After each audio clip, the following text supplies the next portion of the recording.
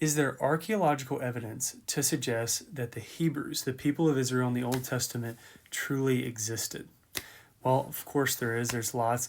But one specific example that I want to highlight today, or piece of evidence, is that of the Amarna tablets. The Amarna tablets date between 1388 and 1332 BC. They are a series of 300 to 350 tablets that were written in the Akkadian language, which was the lingua franca of that day, meaning that was the most common language spoken. And these tablets were a series of letters written to communicate between the Egyptians and the Canaanite people groups and people. So the Egyptians were not writing in the Egyptian language, but they were writing in the Akkadian language to communicate with the Canaanites.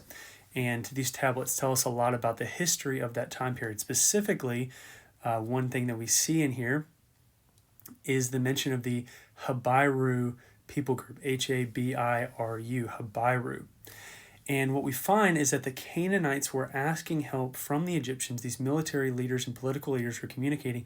The Canaanites were asking help about these Habiru people group, which were coming and invading their territory. Now, the etymology of that word Habiru, which would later become Hebrew, comes from that Hebrew word. In Hebrew, it's at least avar or avari, which means beyond the river or across the river. So this people group across the river was coming and invading this land, and the Canaanites were asking for help.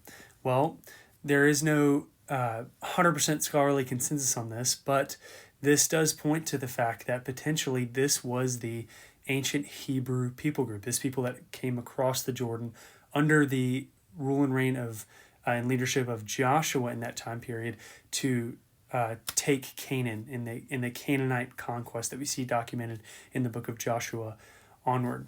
So this is good archaeological evidence from the Amarna tablets that the people of Israel, the Hebrews, really existed in history in this unique and specific time period.